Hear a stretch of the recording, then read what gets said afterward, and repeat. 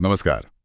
आज हम बात करने वाले हैं गुर्दे की पथरी के बारे में, यानी किडनी स्टोन्स। नाम शायद छोटा लगे, हाँ, पर तकलीफ ये काफी बड़ी दे सकता है। हमारे पास एक हेल्थ पॉडकास्ट से कुछ जानकारी है इस पे। अच्छा, तो आज इसी जानकारी को थोड़ा खंगालते हैं, जी। समझते हैं कि ये पथरी आखिर है क्या, बनती कैसे है, क्यों बनती है। हाँ, और इसके लक्षण क्या है, और वो जो घरेलू नुस्खे चलते हैं, हाँ बिल्कुल, उनमें कितना दम है, ये भी देखेंगे। तो चलिए शुरू करते हैं। जरूर।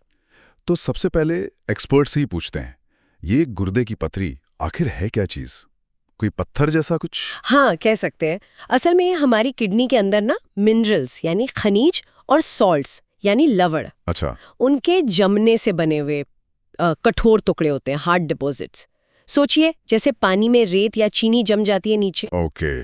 और ये कितने बड़े हो सकते हैं? ये रेत के दाने जितने छोटे भी हो सकते हैं, और अगर मामला गंभीर हो तो गोल्फ बॉल जितने बड़े भी। बाप रे बाप, ना ये तो काफी बड़ा है। क्या ये सब एक जैसे होते हैं? नहीं नहीं, कई तरह के होते हैं। सबसे आम जो हैं वो कैल्शियम ऑक्सैलेट के होते हैं। कैल्शियम ऑक्सैलेट, ये नाम सुना है। हाँ, क्योंकि कैल्शियम और ऑक्सैलेट हमारे खाने पीने में काफी आम है। फिर यूरिक एसिड स्टोन्स भी होते हैं। अच्छा, हाँ, इनका ताल्लुक अक्सर ज्यादा प्रोटीन वाली डाइट से होता है, या फिर गाउट जैसी बीमारियों से।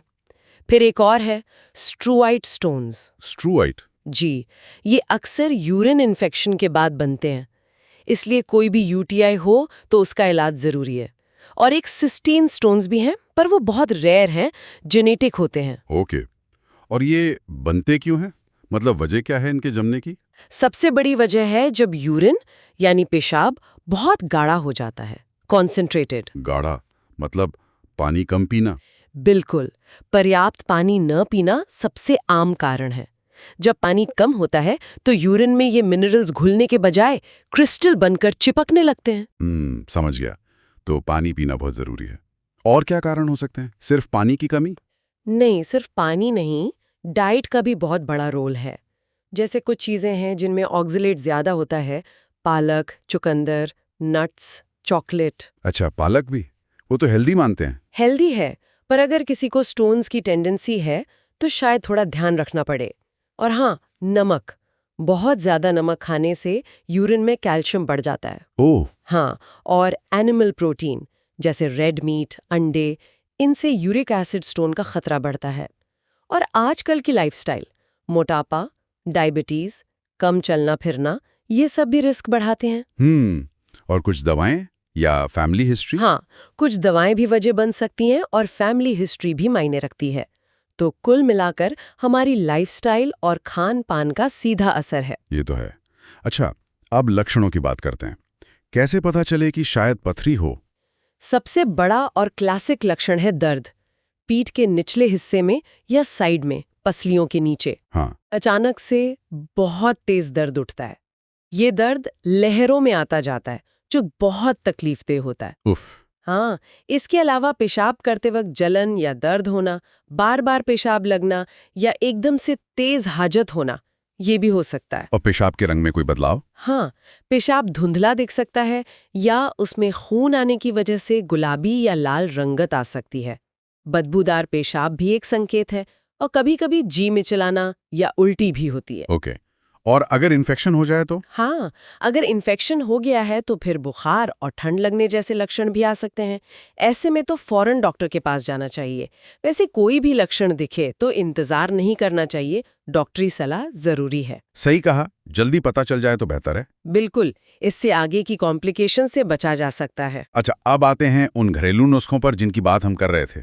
पानी पीना तो आपने बताया ही। हाँ, पानी सबसे जरूरी है। हाइड्रेशन, रोज कम से कम 2.5 से 3 लीटर पानी या तरल पदार्थ पीना चाहिए। ये पथरी को फ्लश आउट करने में मदद करता है। और नींबू पानी, वो भी काफी सुना है। हाँ, नींबू पानी फायदेमंद हो सकता है। उसमें साइट्रेट होता है, और साइट्रेट जो है वो कैल्शियम ऑक्सैलेट स्टोन्स को बनने से रोकने में या उन्हें बड़ा होने से रोकने में मदद कर सकता है। अच्छा, और तुलसी की चाय, कुल्थी दाल, ये सब भी चलते हैं? हाँ, ये पारंपरिक उपचार है। तुलसी में कहते हैं एसिटिक एसिड होता है, जो शायद पथरी तोड़ने में मदद करे। कुल्थी दाल को भी पथरी घोलने वाला माना जाता है भारत में। और अनार का रस, नारियल पानी? अनार का रस एंटीऑक्सीडेंट्स से भरपूर है, किडनी के लिए अच्छा है। नारियल पानी हाइड्रेशन देता है, किडनी को साफ रखने में मदद कर सकता है। सेब का सिरका यानी एप्पल साइडर विनेगर, उसके बारे में भी कहा जाता है हाँ, वो भी बहुत सुना है। कि वो पथरी घोल सकता है। लेकिन देखिए, इन पारंपरिक नुस्खों पर पूरी तरह निर्भर नहीं रहना चाहिए। पानी और नींबू पानी तो ठीक है, वैज्ञानिक आधार भी है कुछ हद तक, पर बाकी चीजें जैसे तुलसी, कुल्थी या सेब का सिरका, इन्हें डॉक्टरी सलाह के बिना या इलाज के विकल्प के तौर पर नहीं लेना चाहिए। खासकर अगर दर्द ज्यादा हो या पथरी बड़ी हो।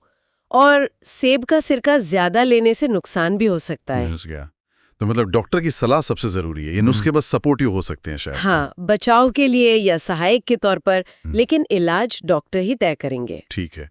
अब आखिरी सवाल, बचाव के लिए क्या करें? किन चीजों से परहेज करना चाहिए? बस वही चीजें जिनसे ये बनती हैं उनसे बचना है, जैसे ऑक्जिलेट वाली चीजें, पालक, नट्स, चॉकलेट, अगर आपको कैल्शियम ऑक्जिलेट स्टोन हुए हैं तो। ओके। नमक कम करें, पैकेट वाले खाने, अचार, पापड़, इन सब में बहुत नमक होता है।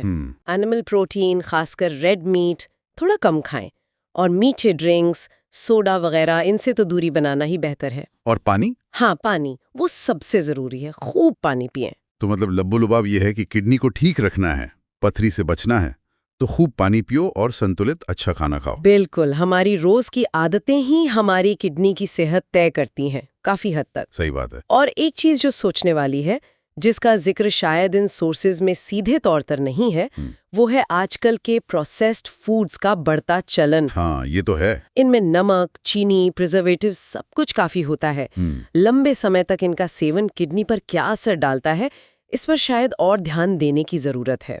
ये भविष्य में एक बड़ी चिंता बन सकता है। ये वाकई एक जरूरी मुद्दा उठाया आपने, इस पर सोचना होगा। चलिए, तो आज की ये बातचीत यहीं खत्म करते हैं। काफी कुछ जानने को मिला। हाँ, उम्मीद है सुनने वालों के लिए ये जानकारी